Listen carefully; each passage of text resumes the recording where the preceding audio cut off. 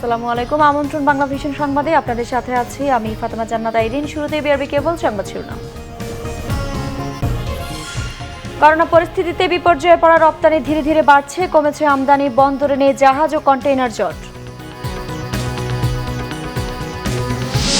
Corona দুর্যোগে চাকরি হারিয়েছেন প্রায় অর্ধলক্ষ গার্মেন্টস শ্রমিক, মাসখানেকের মধ্যেই ছাঁটাই হয়েছেন 25,000-এর বেশি, অভিযোগ শ্রমিক সংগঠনগুলোর। স্কুল শিক্ষার্থীদের সাথে অমানবিক আচরণের প্রতিবাদে রাজধানীতে অভিভাবকদের মানববন্ধন, দুর্যোগে বেতন দিতে না পারায় অনলাইন ক্লাস থেকে পর্যন্ত বের করে দেওয়ার অভিযোগ। দেখছিলেন বিআরবি কেবল সংবাদ শিরোনাম, এবার বিস্তারিত। করোনা পরিস্থিতিতে বিপর্যয়ে পড়া রপ্তানি ধীরে ধীরে বাড়ছে।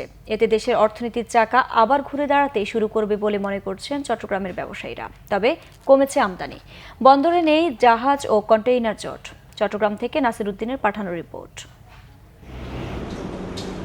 করোনার প্রভাবে এপ্রিল মাস থেকে থেমে গিয়েছিল রপ্তানি বাণিজ্য, তবে এখন পরিস্থিতি কিছুটা স্বাভাবিক হয়েছে। জুন মাসের প্রথম 15 দিনে চট্টগ্রাম বন্দর দিয়ে রপ্তানি পণ্যবাহী কন্টেইনার পরিবহন হয়েছে 18,800টি। এর আগে মে মাসে একই সময়ে রপ্তানি পণ্যের কন্টেইনার পরিবহন হয়েছিল 12,704টি। এক মাসে কন্টেইনার পরিবহন বেড়েছে 48%। তবে স্বাভাবিক সময়ের চেয়ে তা এখনও 42% কম। বৈশ্বিক পরিস্থিতিতে এটাকে সুখবর হিসেবেই দেখছেন ব্যবসায়ীরা। এটা আমাদের জন্য একটা সুখবর এবং এটা আমরা মনে করি যে বাংলাদেশের জন্য, বাংলাদেশের অর্থনীতির জন্য এটা একটা মাইলফলক। বিশেষ করে গার্মেন্টসের অর্ডারও এখন আগের মতো আস্তে আস্তে আসা শুরু হয়েছে। আমরা মনে করি এই শুধু গার্মেন্টস না, সব এক্সপোর্ট যদি আস্তে আস্তে বাড়ে এবং অবশ্যই আমাদের এটা রেভিনিউতে বড় ধরনের একটা পজিটিভ ইম্প্যাক্ট করবে। তবে কমে গেছে আমদানি। চলতি মাসের প্রথম 15 দিনে চট্টগ্রাম বন্দর দিয়ে 47,884 কন্টেইনার আমদানি পণ্য পরিবহন হয়েছে। মে মাসে একই সময়ে তা ছিল 53,963 কন্টেইনার, অর্থাৎ আমদানি কমেছে 11%। 82% নেগেটিভ গ্রোথ নিয়ে বাংলাদেশ এগুচ্ছে। মে মাসে কিছুটা পরিস্থিতির উন্নতি হলেও এটি কোনোভাবে বলা যাবে না যে এটি পরিস্থিতির উন্নতি হচ্ছে।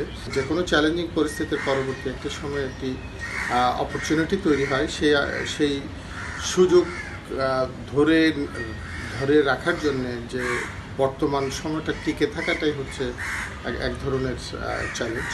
ব্যাংকগুলোতে এলসি খোলার সময় বেশি লাগার কারণে আমদানি কমছে বলে মনে করেন ব্যবসায়ী নেতারা। বিভিন্ন ব্যাংক ইম্পোর্ট স্টেজে ইম্পোর্ট এলসিগুলো আসলে এখন ওপেন করার সময় একটু কড়াকড়ি করছেন এবং যেহেতু ব্যাংকগুলোর 1/3 লোকবল দিয়ে এখন ব্যাংকগুলো চলছে, সেই ক্ষেত্রে কিছু ডিলে হচ্ছে। সব কিছু মিলিয়ে আসলে বিগত বছরের তুলনায় আমাদের এই ইম্পোর্টের পরিমাণটা অনেকাংশে হ্রাস পেয়েছে। করোনা পরিস্থিতি মোকাবেলা করে স্বাভাবিক দিনের প্রতীক্ষায় ব্যবসায়ী সহ সর্বস্তরের মানুষ। Bangla vision news desk. Corona দুর্যোগে দেশের বিভিন্ন পোশাক কারখানায় প্রায় অর্ধলক্ষ শ্রমিক চাকরি হারিয়েছেন। এদের মধ্যে মাসখানেকের মধ্যে ছাঁটাই হয়েছেন 25,000-এর বেশি, অভিযোগ শ্রমিক সংগঠনগুলোর। রপ্তানি অর্ডার কমায় অজুহাতে জনবল কমানোয় ছাঁটাই আতঙ্কে পোশাক কর্মীরা। তবে বিজিএমইএ নেতারা বলছেন 35 থেকে 40 লাখ শ্রমঘন শিল্পে কয়েক হাজার শ্রমিক ছাঁটাই বড় ঘটনা নয়। মালিকরা বাধ্য হয়ে ছাঁটাই করলেও সেপ্টেম্বর নাগাদ প্রায় সব শ্রমিককে কাজে ফিরতে পারবে, আশা সংগঠনটির সহসভাপতি আসাদ জামালের। দেশে ভাইরাস হানা দেওয়ার পর থেকেই কমছে পোশাক শিল্পের রপ্তানি। করোনার মন্দায় 3 মাসে এ খাতের রপ্তানি আদেশ বাতিল বা স্থগিত হয়েছে $318 কোটি। এতে কমছে আয়, এমন অজুহাতে বিভিন্ন কারখানায় চলছে শ্রমিক ছাঁটাই। বিভিন্ন সূত্রের তথ্য অনুযায়ী এখন পর্যন্ত সবচেয়ে বেশি 2,800 কর্মী ছাঁটাই করেছে উইন্ডি গ্রুপের 2 কারখানা, উইন্ডি অ্যাপারেলস ও সেতারা গার্মেন্টস। অন্য গার্মেন্টসের মধ্যে বব অ্যাপারেলস 2,500, ভীষণ অ্যাপারেলস 500, লোডস্টার 350, মেডলার 345 জন, আইএফএল 245 এবং ভার্সেটাইল গার্মেন্টস 300 শ্রমিক ছাঁটাই করেছে। তালিকায় আছে বিজিএমের বর্তমানে এক সহসভাপতির মালিকানাধীন ডিবিএল গ্রুপের জিন্নাত ফ্যাশন এবং ফ্লামিঙ্গা ফ্যাশনের নাম। এ দুটি কারখানায় ছাঁটাই হয়েছে 250 শ্রমিক। এছাড়া শান্তা গার্মেন্টস বন্ধ হওয়ায় চাকরি গেছে 700 কর্মীর। চাকরিচ্যুত হয়েছেন ইউরোজোন ফ্যাশনের 145 জন এবং আলট্রা এমব্রয়ডারির 120 জন পোশাক কর্মী। শ্রমিক ছাঁটাই করা কারখানার তালিকায় রয়েছে লুইটেক্স, বিমটেক্স, রেজা ফ্যাশন, স্টার্লিং ক্রিয়েশন, রোজ ইন্টিগ্রেন্ট, ট্রাউজার লাইন, এভি ফ্যাশন, হামিম, ওয়েমার্ক এবং ফোর উইংস কোম্পানির নাম। এখনও চাকরি হারানোর আতঙ্ক তাড়া করে ফিরছে ডেকো গ্রুপের মতো গাজীপুর, সাভার ও আশুলিয়ার অনেক পোশাক শ্রমিককে। উচ্চ ঘটনাকে কেন্দ্র করে তারা লোক ছাঁটাই করতেছে। আজকে মাইকে অ্যালাউন্স করে দিচ্ছে যে এতদিন করোনাকালীন জন্য চাকরি ঠেকায় রাখতে, এখন আর কারো চাকরি ঠেকানো হবে না। যারা একটু নির্বিশেষ বা লাঞ্চে যারা না আসবো, ছুটি ছাটা হবে না, তাদেরকে সবাইকে বাই করে দেওয়া হবে। দেশজুড়ে গার্মেন্টস কর্মী ছাঁটাইয়ের এমন ইঙ্গিত অবশ্য জুনের শুরুতেই দিয়েছিলেন বিজিএমএ সভাপতি ডক্টর রুবানা হক। আমাদের বুঝতে হবে যে আমরা 55% ক্যাপাসিটিতে ফ্যাক্টরি চালিয়ে আমরা 100% লেবার ফোর্স রাখতে পারবো, এটা কিন্তু পারবো না। কর্মী ছাঁটাইয়ের এই তালিকা পূর্ণাঙ্গ না হলেও করোনায় বাদ পড়া শ্রমিকের সংখ্যা কোনোভাবেই অর্ধ লাখের কম নয় দাবি শ্রমিক সংগঠনগুলোর। প্রায় 20,000 শ্রমিক তাদের কর্মচ্যুত হয়েছে টোটাল, আর হয়তোবা এটা ক্রমান্বয়ে বাড়ছে এবং গাজীপুরে আছে কিছু বেশি এবং চট্টগ্রামে কিন্তু বেশ কারখানায় শ্রমিক ছাঁটাই হচ্ছে। তো বন্ধ এবং ছাঁটাই মিলে 1050 শ্রমিক তো তাদের কর্মচ্যুত হয়েছে। তবে বর্তমান সংকটেও শ্রমিক ছাঁটাই না করা পোশাক কারখানার সংখ্যাই বেশি। নিজ কারখানার কোনো শ্রমিকের চাকরি না গেলেও বিজিএমএ সহসভাপতি আরশাদ জামাল জানিয়েছেন, শোচনীয় অবস্থায় কোনো উপায় না পেয়ে শ্রমিক ছাঁটাইয়ে বাধ্য হয়েছেন কেউ কেউ। যাদের এক একটা কারখানার শ্রমিকের সংখ্যাই হচ্ছে গিয়ে 200-150 এরকম বেশ কিছু কারখানা আসলে তাদের 2/3 অথবা সম্পূর্ণ অর্ডারই ক্যান্সেল হয়ে যাওয়াতে তাদেরকে বন্ধ করে দিতে হচ্ছে এবং সেই কারখানাগুলিতে সব মিলিয়ে প্রায় 15,000-এর মতো শ্রমিক শুনেছি যে তারা আসলে ছাঁটাই হচ্ছে। কিন্তু পোশাক শিল্পে এরকম আমাদের যদি 30-35 লক্ষ শ্রমিকের কাছে কিন্তু 15,000 শ্রমিক আসলে খুব একটা বড় সংখ্যা না। তারপরেও আমরা এটা প্রত্যেকটা শিল্প প্রতিষ্ঠানকে আমরা অনুরোধ করছি যাতে মানবিকভাবে এটা দেখা হয়। শ্রমিক ছাঁটাইয়ের ঘটনায় মাঝে মধ্যেই বিক্ষোভ হচ্ছে বিভিন্ন কারখানায়। তবে বিজিএমএ নেতারা বলছেন, শিগগিরই সংকট কাটিয়ে স্বরূপে ফিরবে পোশাক খাত। তাই কিছুদিন বেকার থাকলেও সব শ্রমিকই 3 মাসের মধ্যে কাজে ফিরবেন এমন আশ্বাস কারখানা মালিকদের। জিয়াউল হক সবুজ, বাংলা ভিশন, ঢাকা। স্কুলের কোমলমতি শিক্ষার্থীদের সাথে অমানবিক আচরণের প্রতিবাদে মানববন্ধন করেছেন রাজধানীর বসুন্ধরা আবাসিক এলাকার ইংলিশ মিডিয়াম স্কুল প্লেপেনের অভিভাবকরা। তারা জানান, করোনা দুর্যোগে স্কুলের মাসিক বেতন দিতে না পারায় অনলাইন ক্লাস থেকে পর্যন্ত বের করে দেওয়া হচ্ছে শিক্ষার্থীদের প্রতি অন্যায় আচরণের প্রতিবাদে স্কুল প্রাঙ্গণে মানববন্ধন করেছেন অভিভাবকরা।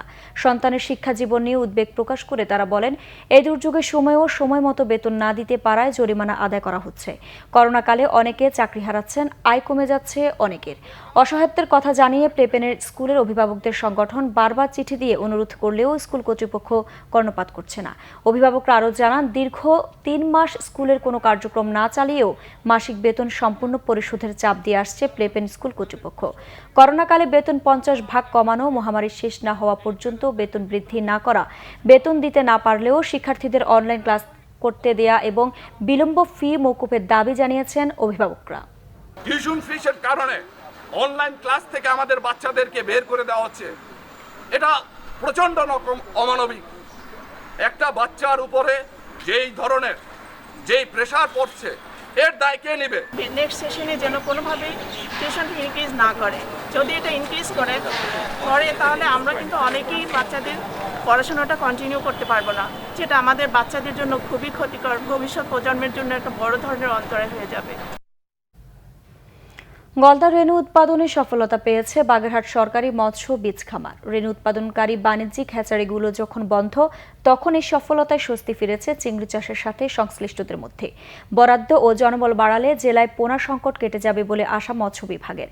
বাগেরহাট থেকে মাসুদুল হকের পাঠানো রিপোর্ট। দেশের অন্যতম হিমায়িত রপ্তানি পণ্য গলদা চিংড়ি, কিন্তু লোকসান সহ নানা কারণে বাণিজ্যিক হ্যাচারি বন্ধ হয়ে যাওয়ায় সংকট দেখা দেয় গলদা চিংড়ির রেণুর।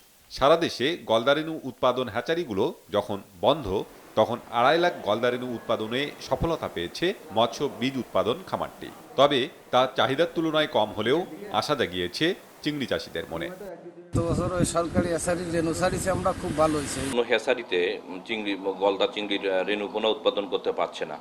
এই পরিস্থিতির ভিতরে বাগেরহাট মৎস্য বীজ উৎপাদন খামার যে গলদার রেণু পোনা উৎপাদন করেছে, এজন্য আমরা আন্তরিকভাবে তাদেরকে ধন্যবাদ জানাচ্ছি এবং আশা রাখবো এই মৎস্য বীজ উৎপাদন খামার আর চাষিদের চাহিদা অনুযায়ী অনেক পোনা উৎপাদন করবে। 1964 সালে বাগেরহাট শহরতলির গোবরদিয়ায় 8.4 একর জমির উপর মৎস্যবীজ উৎপাদন খামার প্রতিষ্ঠা করা হয়। গত 54 বছরে অন্যান্য মাছের পোনা উৎপাদন করলেও এবার গলদা রেণু উৎপাদনে সফল খামারটি। সরকারের নির্ধারিত স্বল্প মূল্যে আমরা বিতরণ করতে পারবো, যা এই মাছগুলো, এই খামারের মাছগুলো খুবই দ্রুত বর্ধনশীল হবে, যা অন্যান্য জায়গা থেকে যা আনা কিনা, যা সাধারণ চাষিরা অনেকে বলে যে মাছ বলে না, অর্থাৎ মাছ বড় হয় না, কিন্তু এই খামারের মাছ নিয়ে তারা অনেক লাভবান হবে বলে বিশ্বাস করি। সীমিত অবকাঠামোর মধ্যেও আমরা যে সফল হয়েছি, এটি আমি মনে করি আমাদের মৎস্য অধিদপ্তর তথা বাংলাদেশ সরকারের একটি বড় সাফল্য। এই সফলতা যদি আমরা ধরে রাখতে পারি এবং এখানে অবকাঠামোগত সংস্কার, বাজেট এবং জনবলের আকারটা যদি বাড়ানো যায়, তাহলে আমি মনে করছি যে বাগেরহাটে গলদা চিংড়ির পিএলের যে সংকট আছে কিছুটা, সেটা এখান থেকে সরবরাহ করা সম্ভব। সরকারি এ প্রতিষ্ঠানে আরও বেশি রেণু উৎপাদন করা গেলে বদলে যাবে জেলার চিংড়ি ভিত্তিক অর্থনীতি, বলছেন সংশ্লিষ্টরা। Bangla vision news desk.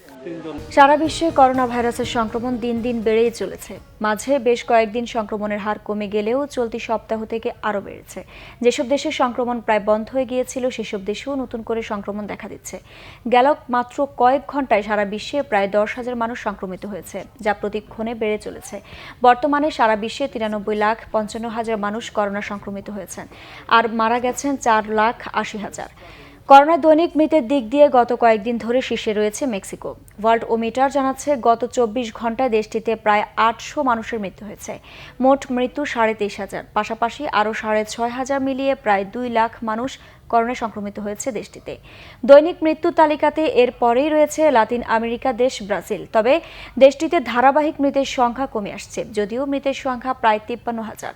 শনাক্ত 11.5 লাখ মানুষ। সংক্রমণ কমে আসলেও আক্রান্ত ও মৃত্যুর দিক দিয়ে সবচেয়ে উপরে এখনও রয়েছে যুক্তরাষ্ট্র। এদিকে ভারতে করোনা ভাইরাসের মৃতের সংখ্যা 14,500-এ পৌঁছেছে। মোট আক্রান্ত 4.5 লাখ।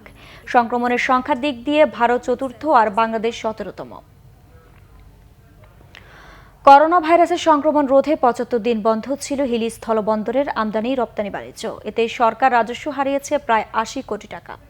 অন্যদিকে প্রায় 5 কোটি টাকার মাসুল আদায় থেকে বঞ্চিত হয়েছে বন্দর কর্তৃপক্ষ। তবে আবারও আমদানি রপ্তানি শুরু হওয়ায় স্বস্তি ফিরেছে বন্দর সংশ্লিষ্টদের মাঝে। হিলি প্রতিনিধি মুরাদ ইমাম কবিরের পাঠানো রিপোর্ট। বাংলাদেশের আগেই ভারতেও দেখা দেয় করোনা ভাইরাসের প্রাদুর্ভাব। এর ফলে বন্ধ হয়ে যায় স্থলবন্দর দিয়ে দুদেশের আমদানি রপ্তানি কার্যক্রম। গত 25 মার্চ থেকে 75 দিন বন্ধ থাকে হিলি স্থলবন্দর দিয়ে ভারত বাংলাদেশের মধ্যকার আমদানি রপ্তানি বাণিজ্য। এতে কাস্টমস কর্তৃপক্ষ বঞ্চিত হয় 80 কোটি টাকার রাজস্ব থেকে। আর একদিনে স্থলবন্দর কর্তৃপক্ষের প্রায় 5 কোটি টাকার বন্দর মাসুল আদায় হয়নি, যার 49% পেত সরকার। রেভিনিউ এই সময়ের যে ট্রেন্ড, এই অনুপাতে এই সময় আমরা মিনিমাম 90 থেকে প্রায় 100 কোটি টাকা পেতে পারতাম, কিন্তু সময়টা ছিল ঈদের সময় তো ওই সময় বেশি আসতো। আরো যেহেতু মার্চ টু জুন পর্যন্ত একটা ব্যবসায়িক সময়, এটা একটা শুষ্ক মৌসুমে, এই সময় ব্যবসা বাণিজ্যর প্রসার ঘটে, এই ক্ষেত্রে দৈনন্দিন আয়ও বাড়ে, সেই ক্ষেত্রে আয়টা বৃদ্ধিও পেতে পারে। এদিকে দীর্ঘদিন বন্ধের পর করোনা পরিস্থিতির মধ্যেই গত 8 জুন থেকে আবারও স্বাস্থ্যবিধি মেনে চলার শর্তে খুলে দেওয়া হয়েছে বন্দরটি। এতে স্বস্তি ফিরেছে শ্রমিক, আমদানি রপ্তানিকারক সহ বন্দর ব্যবহারকারীদের মাঝে। বন্ধ হওয়ার পরে আমাদের সংসারের অশান্তি, কাজকাম নাই, অভাব। আমরা এই পোর্টটা খোলার কারণে আমাদের সংসার অনেকটা এক হয়েছে। পানামা ঢোকার আগে আমাদের যথেষ্ট পরিমাণ আমাদেরকে চেকিং করা হচ্ছে যে গ্লোভস আছে কিনা, মুখে মাস্ক আছে কিনা, বা হ্যান্ড ওয়াশ দিচ্ছে আমাদেরকে। পানামা হিলি পোর্ট কর্তৃপক্ষ বলছে তাদের যে ক্ষতি হয়েছে তা পুষিয়ে নেওয়া সম্ভব নয়। তবে হিলি কাস্টমস কর্তৃপক্ষ জানায় চলতি অর্থবছরের লক্ষ্যমাত্রা অর্জনে চেষ্টা চালিয়ে যাচ্ছেন তারা। Bangla vision news desk. সংবাদ শেষ করব বিআরবি কেবল শিরোনামগুলো আরেকবার জানিয়ে। করোনা পরিস্থিতিতে বিপর্যয়ে পড়া রপ্তানি ধীরে ধীরে বাড়ছে, কমেছে আমদানি, বন্দরে নেই জাহাজ ও কন্টেইনার জট।